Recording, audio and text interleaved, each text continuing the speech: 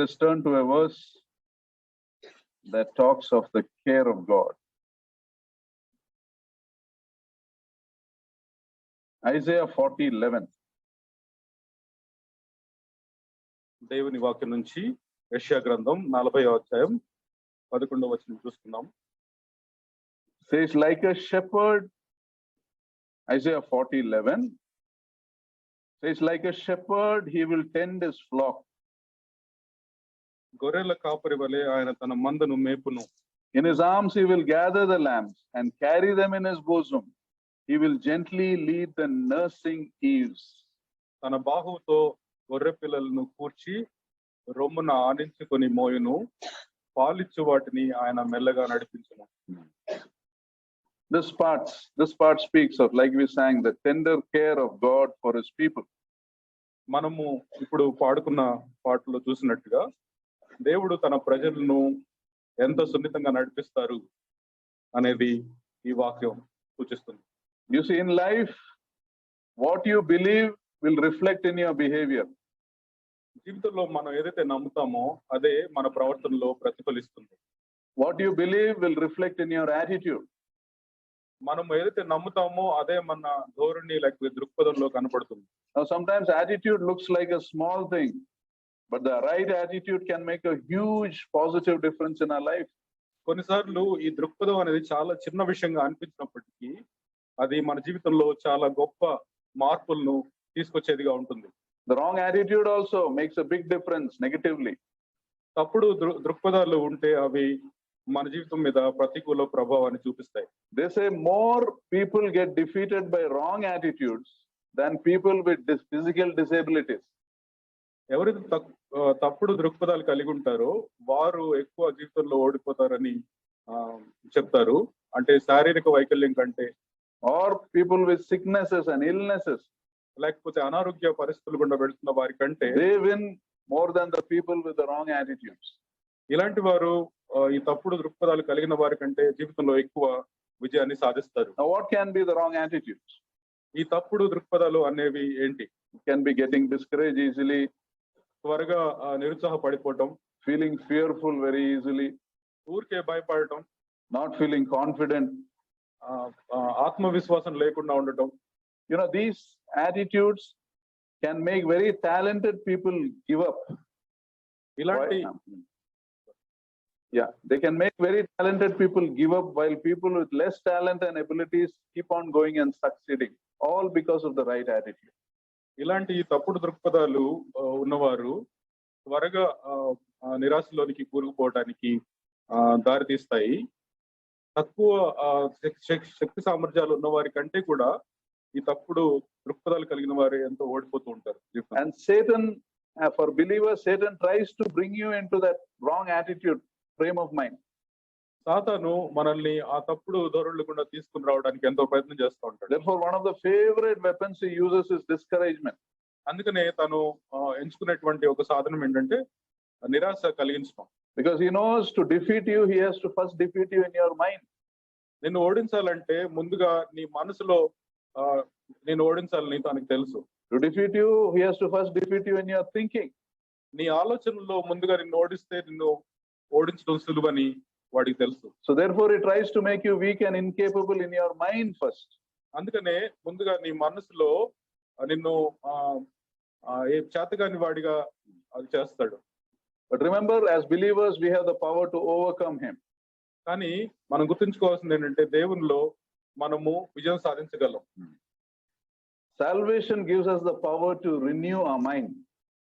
దేవుడు మనకిచ్చిన రక్షణ వలన మన యొక్క మనసు నూతన పరచబడుతుంది. That's what Romans 12 tells us. రోమీయులకు రాసిన పత్రిక 12వ అధ్యాయం 2వ వచనంలో ఆ మాటలు ఉంటాయి. You know, salvation gives us the power to reject Satan's voice and discouragement. దేవుడు ఇచ్చినటువంటి రక్షణ సాతాను తీసుకొచ్చేటువంటి ఆ నిరాశను, నిరుత్సాహాన్ని దానికి కాదు అని చెప్పడానికి మనకు శక్తిని అనుగ్రహిస్తుంది. Salvation gives us the power to overcome our wrong attitudes. దేవుడు ఇచ్చినటువంటి రక్షణ మనలో ఉండేటువంటి ఆ తప్పుడు దృక్పథాలను జయించడానికి మనకు శక్తిని అనుగ్రహిస్తుంది. And one of the important ways how we overcome our wrong attitudes or how we renew our mind is by remembering who God is and how much he cares for us. ఒక విషయం మనం గుర్తుపెట్టుకోవాల్సింది ఏంటంటే, మనం తప్పుడు దృక్పథాలను ఎట్లా జయించగలమంటే, దేవుడు మనకిచ్చినటువంటి by remembering who God is. దేవుడు ఎవరు, ఆయన మన పట్ల ఎంత శ్రద్ధను కలిగి ఉన్నారు అనేది గుర్తించినప్పుడు మనం జయించగలం. So how much does God care for us? దేవుడు మనల్ని ఎంతగా ప్రేమిస్తున్నారు. This verse in Isaiah 40:11 gives us an idea. ఈ మనం చదువుకున్నటువంటి వాక్య భాగం యెషయా గ్రంథం 40:11లో మనం చూస్తే, first line is like a shepherd he will tend his flock. గొర్రెల కాపరి వలె ఆయన తన మందను మేపును అని రాయబడింది. What does tend mean? It means to care for and to look after. మేపును లేకపోతే ఇంగ్లీష్ లో టెండ్ అనే పదానికి ఆయన to care for and look after. జాగ్రత్తగా చూసుకొను అనే అర్థం వస్తుంది. That means he is very careful to see that no harm will come to you. He is watchful over you. మనకు ఎటువంటి హాని రాకుండా ఆయన మనల్ని చూసుకుంటూ ఉంటారు. Then it says in his arms he will gather the lambs. తన బాహువులతో గొర్రె పిల్లలను కూర్చును. Gather means what? It is to collect together. Things that are scattered you collect together. That is gathering. కూర్చును అంటే ఏంటి? దూరంగా చెల్లాచెదురుగా పడిపోయినటువంటి వాటిని ఒక చోటకి దగ్గరగా తీసుకుని రావటం. And that means he will bring you to a safe and secure place under his arms. అంటే ఆయన తన బాహువుల కింద మనల్ని ఎంతో భద్రమైనటువంటి ప్రదేశానికి ఆయన తీసుకుని వస్తారు. Then he says he will carry them in his bosom. ఆయన తన రొమ్మును ఆనించుకొని మోయను అని ఉంది. How does one carry somebody in the bosom?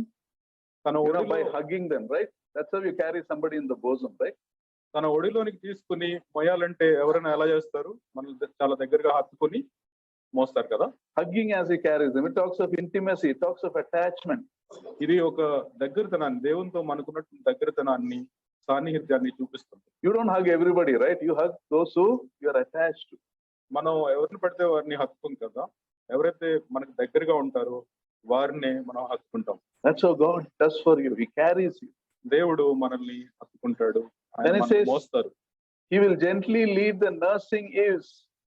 పాలిచ్చు వాటిని ఆయన మెల్లగా నడిపించును. A nursing ewe is a delicate creature. It is just given birth and it's very delicate. పాలిచ్చు గొర్రెలు అంటే ఏంటంటే అప్పుడే అవి చాలా బలహీనంగా సున్నితంగా ఉండేవి. He will gently lead means he will lead you in a very kind and tender way. వాటిని మెల్లగా నడిపించడం అంటే చాలా మృదువుగా సున్నితంగా వారితో వ్యవహరించి వాటిని నడిపిస్తారు అని. And this is a picture of God's loving care in our life. ఇది దేవుడు మన పట్ల చూపించేటువంటి ఎంతో ప్రేమపూర్వకమైనటువంటి నడిపింపుకు గుర్తు ఇది. A care that goes into every detail of our life. మన ప్రతి జీవితంలో ప్రతి వివరంలో కూడా దేవుని యొక్క ఈ జాగ్రత్త కనపడుతుంది. That's what the song says, no? He will take care of you all through the day, all through the way. జీవితం అంతా రోజంతా ఆయన మనల్ని నడిపిస్తారు. And who is this God who takes care of you? ఇలా మనల్ని జాగ్రత్తగా చూసుకునే ఈ దేవుడు ఎవరు? See verse 12. 12వ వచనం చూడండి. Who has measured the waters in the hollow of his hand and marked off the heavens by the span and calculated the dust of the earth by the measure and weighed the mountains in balance and the hills in a pair of scales? తన దోసిల్లో జలములను కొలిచిన వాడెవడు? జేనతో ఆకాశముల కొలను చూచిన వాడెవడు? భూమిలోని మన్ను కొలపాత్రలో ఉంచిన వాడెవడు? త్రాసుతో పర్వతములను తూచిన వాడెవడు? తూనిక చేత కొండలను తూచిన వాడెవడు? You see this verse, if you calculate mathematically, it comes in millions and millions of tons, the weight of all these things we describe. ఇవన్నిటిని మనము lakhs and lakhs of crores of tons. గణితంలో మనం లెక్కించి చూస్తే టన్నుల కొద్ది బరువు ఉంటుంది ఇవన్నీ కొలిస్తే. A God who can hold the waters in the hollow of the hand, it says. దేవుడు సముద్ర జలాలను తన దోసిల్లో పట్టుకునగలడు. Whole water of the earth. సముద్రం అంతటిని, సముద్రపు జలాలన్నింటినీ మన చేతుల్లో పట్టుకోగలరు. And he considered the weight of the earth as dust. భూమి యొక్క బరువును ఆయన ఒక ధూళి కణంతో ఎంచగల దేవుడు. Earth is as dust, how much must we be, right? భూమి ఒక మన్ను అనుకుంటే, ఒక చిన్న ధూళి కణం అనుకుంటే మనం ఎంత? And he measures the width of the universe with the span of his hand. విశ్వం అంతటి వెడల్పుని ఆయన తన అరచేతితో కొలవగలిగినటువంటి దేవుడు.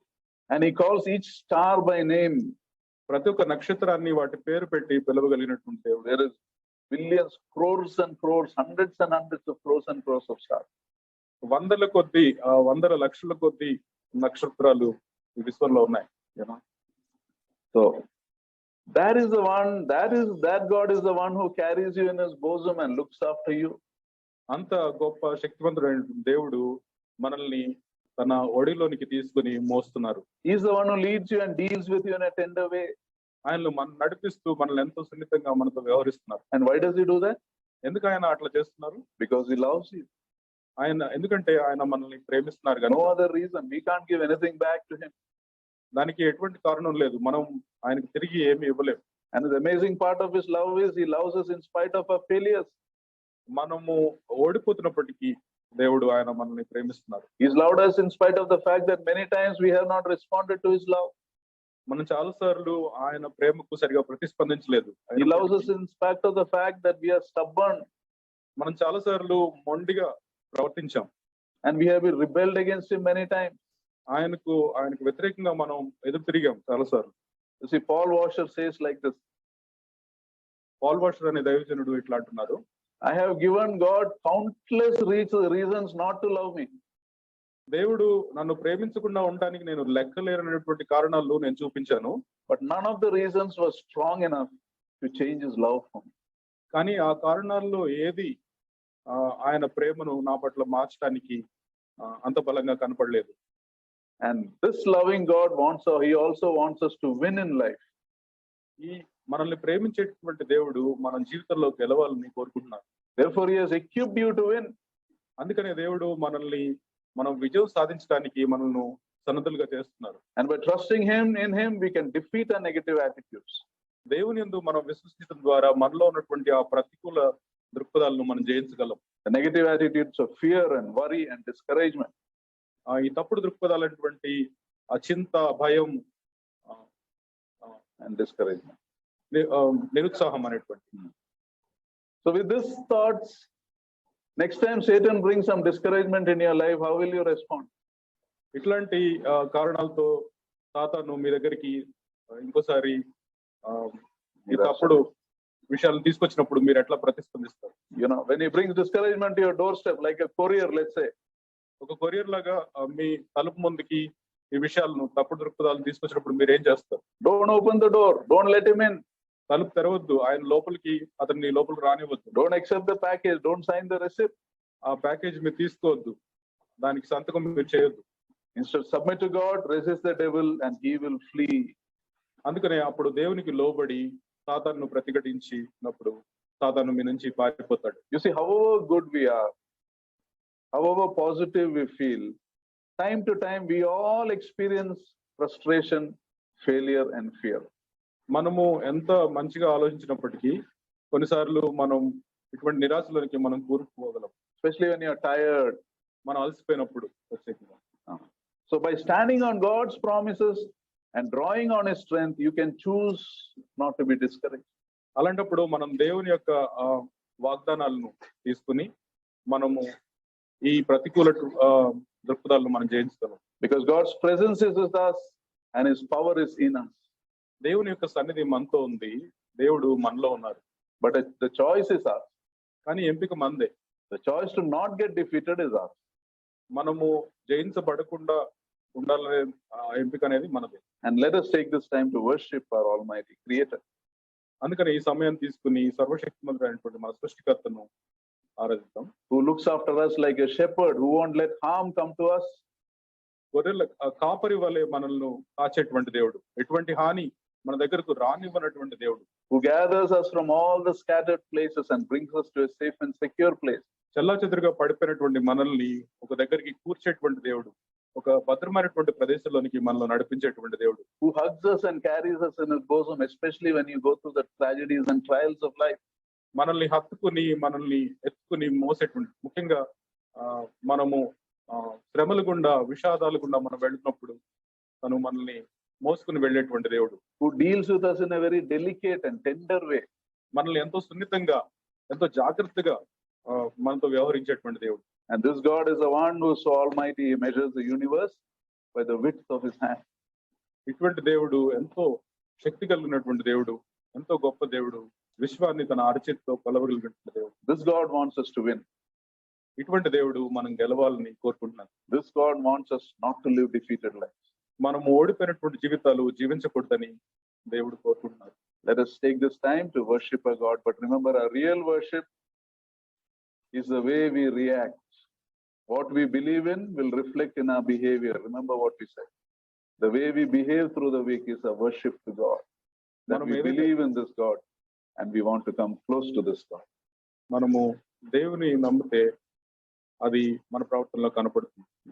ఈ సమయం తీసుకున్నారు. Let us all stand up, and those who can stand up, if you don't have a medical problem, if you have children, you can remain seated.